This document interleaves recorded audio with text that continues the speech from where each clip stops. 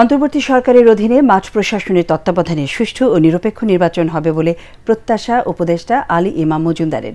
একটি ভালো নির্বাচন করতে ডিসিদের নির্দেশনা দেওয়া হয়েছে বলেও জানান তিনি।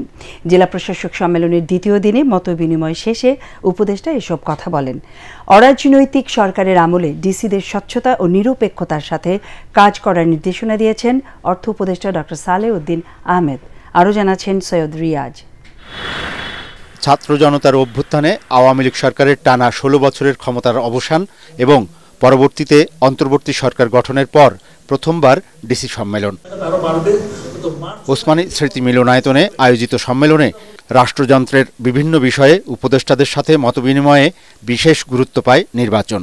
মাঠ প্রশাসনের এই কর্মকর্তাদের তত্ত্বাবধানেই অনুষ্ঠিত হবে আগামী জাতীয় সংসদ ও স্থানীয় সরকার নির্বাচন। তাই বিগত দিনের ভালো মন্দের অভিজ্ঞতা থেকে অন্তর্বর্তী সরকারের অধীনে আগামী নির্বাচনকে দৃষ্টান্ত হিসাবে তুলে ধরতে ডিসিদের নির্দেশনা দেওয়া হয়েছে বলে জানিয়েছেন উপদেষ্টা আলী ইমাম মজুমদার।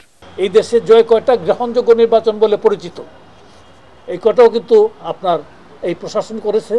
যে কটা বিতর্কিত এবং অত্যন্ত ঘৃণিত নির্বাচন বলে এগুলো তাদের মাধ্যমে করানো হয়েছে। তাদেরকে ভালো কাজে আমরা ব্যবহার করবো, ভালো ফল পাবো। রোজায় সুলভ মূল্যে খাদ্যশস্য সরবরাহ এবং বিতরণ কার্যক্রম সুষ্ঠুভাবে পরিচালনা করতে ডিসিদের নির্দেশ দেওয়া হয়েছে বলেও জানান তিনি। এই রোজার মাসে খাদ্য মন্ত্রণালয়ের মাধ্যমে মার্চ মাস, এপ্রিল মাস 2 মাস 1.5 লাখ করে 3 লাখ মেট্রিক টন চাল যাবে খাদ্য বান্ধব কর্মসূচিতে। পরে অর্থ এবং বিজ্ঞান ও প্রযুক্তি মন্ত্রণালয়ের বিভিন্ন বিষয়ে জেলা প্রশাসকদের সাথে মতবিনিময় করেন অর্থ উপদেষ্টা। সম্মেলন থেকে বেরিয়ে সাংবাদিকদের তিনি বলেন, মফস্বল এলাকায় করের আওতা বাড়াতে ডিসিদের নির্দেশ দেওয়া হয়েছে।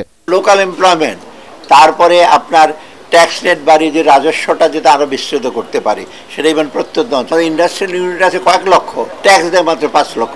দুপুরে সম্মেলনে যোগ দেন মুক্তিযুদ্ধ ও দুর্যোগ বিষয়ক উপদেষ্টা। ত্রাণ সামগ্রী কেনাকাটায় একচেটিয়া বাণিজ্য বন্ধ ও খরচ কমাতে কেন্দ্রের পরিবর্তে উপজেলা প্রশাসনের মাধ্যমে সংগ্রহের পরিকল্পনার কথা জানান তিনি।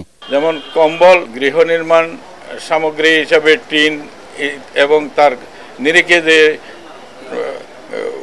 টাকা বরাদ্দ দেওয়া হয়, এই সমস্তগুলো এখন আমরা স্থানীয় পর্যায় থেকে সংগ্রহ করে স্থানীয় পর্যায়ে চাহিদার নিরিখে এই গৃহ নির্মাণ সামগ্রীগুলো বিতরণ করা হবে। জুলাই অধিদপ্তর এ মাস থেকেই কার্যক্রম শুরু করবে বলেও জানান এই উপদেষ্টা। সৈয়দ রিয়াজ, এটিএন বাংলা, ঢাকা।